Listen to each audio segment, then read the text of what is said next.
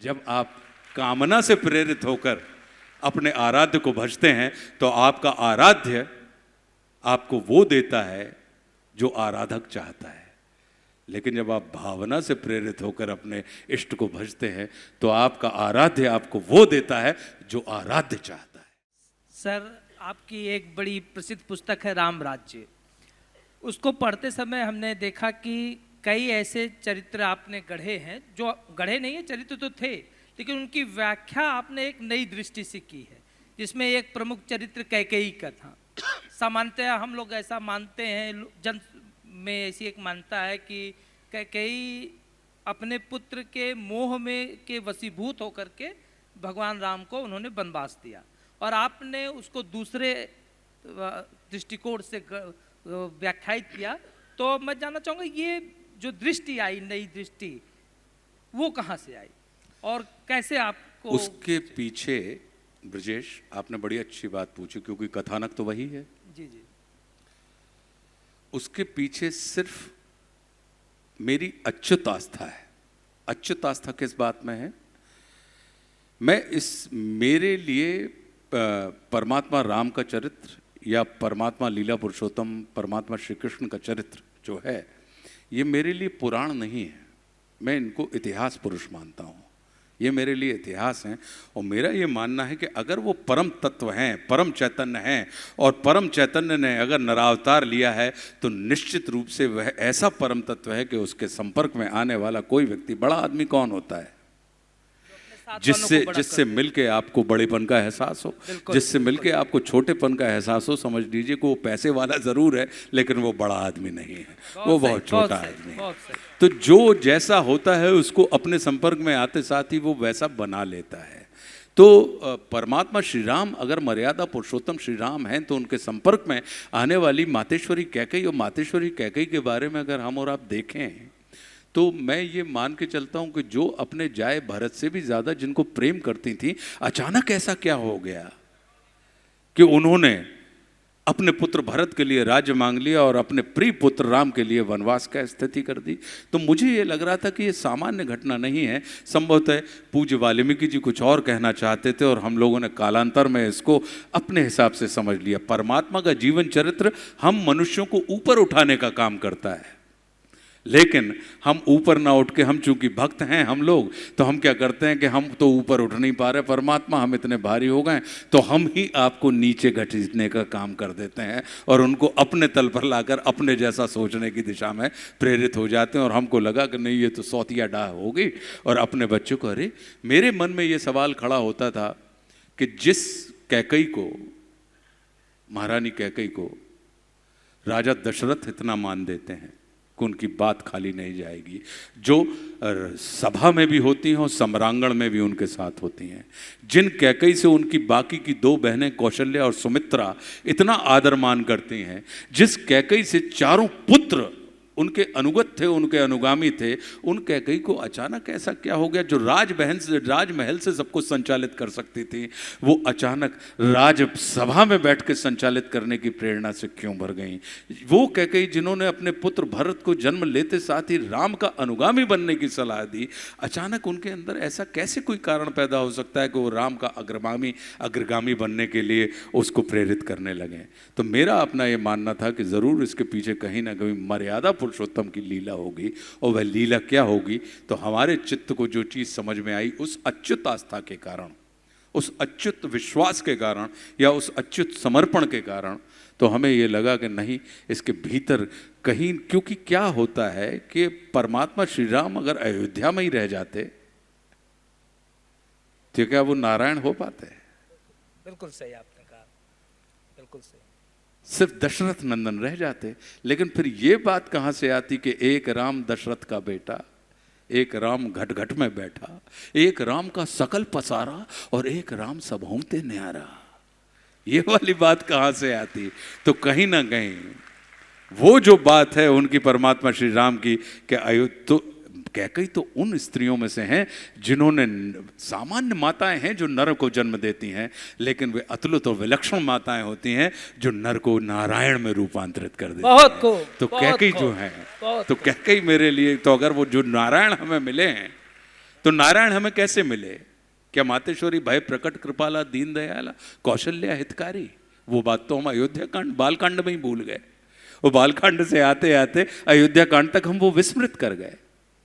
तो फिर जिन नारायण को आज हम और आप पूछते हैं और जय श्री सीताराम की बात करते हैं और जिनकी मर्यादा की बात करते हैं, तो कहीं ना कहीं उसके पीछे उनका जो हमें लगा कि अभिशाप था, लेकिन वह तो इतना बड़ा विकट वरदान। और फिर वाल्मीकि जी ने उसको वरदान क्यों लिखा कि 2 वर मांग लेना।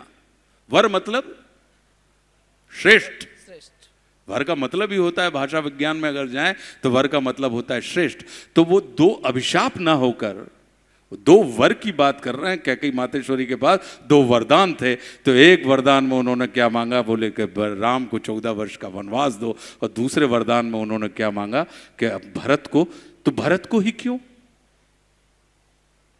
इसके पीछे क्योंकि वो ये जानती थी कि भरत का चित्त, मैंने एक ऐसे बच्चे का चित्त तैयार किया है कि जो सिर्फ राम का ही अनुगत रहेगा। तो राम की अनुपस्थिति में कौन है जो 14 वर्षों तक राम की संपत्ति को, राम की निधि को, राम के साम्राज्य को राम का ही बनाकर रखेगा? तो भरत के लिए वनवास की जो बात है, तो मुझे लगा कि मैं मतलब गुरुदेव भगवान की ये कृपा रही कि उन्होंने संभवतः हमारे चित्त में बैठ के, हमारे लिए आनंद इस बात का है कि परमात्मा श्री राम ने अपने रंजन के लिए मेरे मनोभाव को, मेरी मनोभूमि को, मेरे मनोचित्त को अपने रंजन का विषय बनाया, और मेरे हाथ से निकल के वो किताबों के पन्ने पे बिखरते चले गए। और ये आनंद का विषय है कि किताबें आपके हाथ में आई, आपने पढ़ा, और आपके हाथ से होते हुए वो आपके हृदय में उतर गए, और आपको वो तमाम चीज़ें आनंद दे रही हैं। तो हमारे लिए तो ये आनंद का विषय है। और इस वजह से, क्योंकि हम उसको सामान्य दृष्टि से देख ही नहीं सकते, हमारा ये मानना है कि अगर कोई शूर्पणखा है जिसको हमने क्या कह दिया, बोले राक्षसी है, नाक कान काट दिए। मुझे एक बात बहुत ईमानदारी से बताइए, शूर्पणखा किसकी पुत्री है? ऋषि विश्रवा। विश्रवा कौन? जिनसे चाहे देव हो, चाहे असुर हो, चाहे यक्ष हो, चाहे किन्नर हो, वो वेदों का श्रवण करना पसंद करते थे। विश्रवा कौन है? बोले पुलत्स के पुत्र हैं। उनके शूर्पणखा का भाई कौन है? बोले रावण। रावण क्या है? बोले महापंडित, विद्या विशारद, तीनों लोकों का विजेता, देवादिदेव महादेव का परम भक्त। उसका दूसरा भाई कौन है? बोले कुंभकर्ण। कुंभकर्ण कौन? बोले उस समय का सर्वश्रेष्ठ वैज्ञानिक, कि अपने भाई के अंदर कोई विचार आता था और वो कुंभकर्ण के सामने रखता था। कुंभकर्ण उन तमाम चीज़ों को, उसके विचारों को कार्य रूप में परिणित करके यंत्र में परिवर्तित कर देता था। तभी कुंभकर्ण की पूरी जितने भी युद्धों में कुंभकर्ण गया है, वो कभी भी सेना लेकर नहीं गया, वो अकेला जाता था। तो अकेला जाता था और बड़ी बड़ी सेनाओं का संहार कर देता था। तो निश्चित रूप से कोई उनके पास ऐसा फाइटर प्लेन होगा कि जो एक व्यक्ति ही है जो समस्त सेनाओं का नाश कर पाने में, तो वो जो सिर्फ बाहुबल की बात नहीं होगी, वो बुद्धि बल की बात होगी। शूर्पणखा का भाई कौन है? बोले विभीषण, जो परम भक्त है। बोले जिसने महादेव को भी सिद्ध किया हुआ है, जिसने विष्णु को भी सिद्ध किया हुआ है। तो ऐसी 3 विलक्षण भाइयों की बहन, ऐसे विलक्षण पिता की पुत्री के अंदर थोड़ा बहुत तो डीएनए आया होगा। वो रास्ते चलती हुई कोई ऐसी गुंडी लड़की तो होगी नहीं कि वो आएगी, और जब किसी को आप ये, जब परमात्मा श्री राम को वो प्रपोज कर रही है, आप देखिए क्या कह रही है कि तो सम पुरुष नमोसम नारी। तो मतलब इतना उसका मानसिक चित्त तो होगा। क्या हम और आप कभी अपने से किसी श्रेष्ठतम, परम श्रेष्ठ व्यक्ति को जाके अपना प्रपोजल रख सकते हैं? जब हम में हिम्मत नहीं है, तो इसका मतलब है कि वो ये सोच रही होगी, तभी तो वो ये कह पाई कि तो सम पुरुष न मौसम नारी की बात जो कर रही है, जब जाके वो प्रपोज कर रही है, और उसको इस बात का विश्वास होगा कि नहीं, मेरे इस प्रपोजल को ठुकराया नहीं जा सकता। वो स्त्री, रावण का साम्राज्य कहाँ है? लंका में है सर। और वो स्त्री कहाँ की? अगर आज के दौर में हम देखें तो दंडकारण्य की वो गवर्नर थी, मतलब वो दंडकारण्य की अधिपति थी ना। तो उसको गवर्नर ही कहा जाएगा कि नहीं कहा जाएगा? कि रावण वहां पे बैठा हुआ, दंडकारण्य यहाँ पर है, यहाँ पर वो एक स्त्री के अधीन। कौन है? बोले खर, दूषण जैसे लोग, तृष्णा जैसे लोग, जो बल में, शक्ति में, समृद्धि में रावण के ही बराबर माने जाते थे, वो उसके अंडर काम कर रहे हैं। तो क्या किसी अक्षम व्यक्ति के अंडर में आप सक्षम चेतनाओं को रख सकते हैं दीपक सर? बिल्कुल नहीं रख सकते। तो इसका मतलब है कि उसका मानस, उसकी क्षमता इतनी विलक्षण होगी। तो अगर ऐसी विलक्षण स्त्री और अगर परमात्मा श्री राम को प्रपोज कर रही है तो सामान्य स्त्री तो होने से रही, क्योंकि उस हमारा अपना ये मानना है, हमसे ये कहा जाता है, हमारे बुजुर्ग ये कहते हैं कि अगर हम अपने मन की वासना को परमात्मा के सामने रख दें सच्चे हृदय से तो वो उपासना में रूपांतरित हो जाती है। बहुत सही, बहुत सही, बहुत बहुत। पूज्य तुलसीदास जी हमसे कहते हैं कि जहां काम तह राम नहीं और जहां राम नहीं काम, तुलसी कभू न साथ रहे रवि रजनी एक धाम। ये बात कही हमसे गई। लेकिन इतिहास में शूर्पणखा एक ऐसी स्त्री मिलती है जो काम के मार्ग पर चलकर राम तक पहुंची, और स्वयं ही नहीं पहुंची, उसने अपने पूरे खानदान को राम के श्री चरणों में लाके खड़ा कर दिया। चाहे रावण हो, चाहे कुंभकर्ण हो, चाहे विभीषण हो, चाहे मेघनाथ हो, चाहे महेंद्र हो, चाहे रावण पुत्र हो, अक्षय कुमार हो, कोई भी हो, उसने पूरे के पूरे खानदान को, और किसके मार्ग पर चलकर? बोले काम के मार्ग पर चलकर वो राम तक पहुंची। अब ये हम और आप सोच सकते हैं, क्योंकि प्रभु की तो जो लीला होती है वो तो बड़ी विचित्र होती है।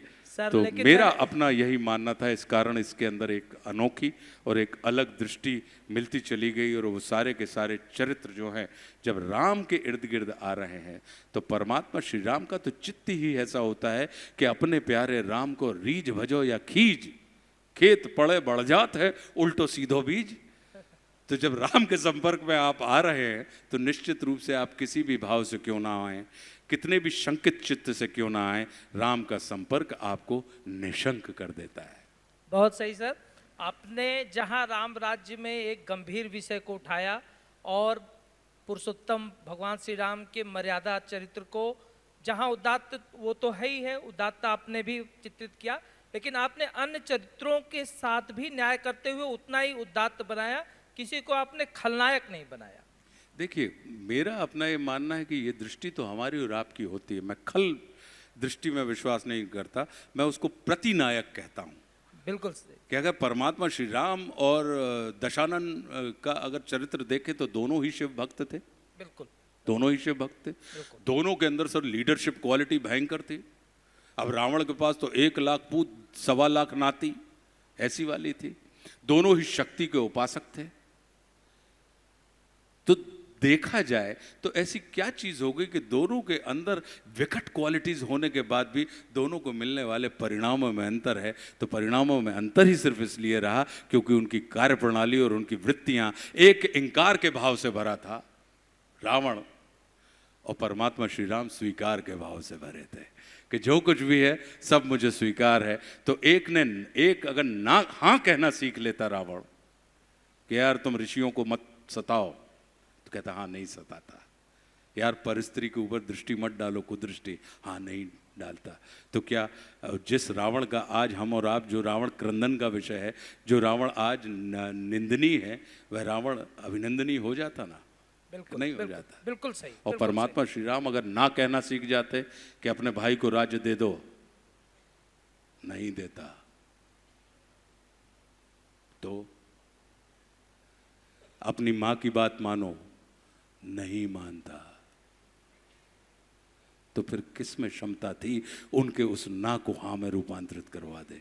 तो वो तो स्वीकार के भाव से भरे थे, रावण इनकार के भाव से भरा था।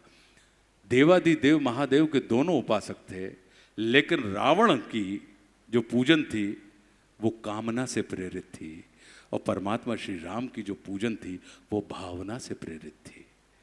जब आप कामना से प्रेरित होकर अपने आराध्य को भजते हैं तो आपका आराध्य आपको वो देता है जो आराधक चाहता है। लेकिन जब आप भावना से प्रेरित होकर अपने इष्ट को भजते हैं तो आपका आराध्य आपको वो देता है जो आराध्य चाहता है। बहुत सही सर। तो इसलिए अगर हम और आप देखें तो रावण को जो है, रावण को शिव से चाहिए था और श्री राम को शिव चाहिए थे। तो एक को शिव से चाहिए था और दूसरे को शिव चाहिए था, इसलिए इनको मिलने वाले परिणामों में अंतर है।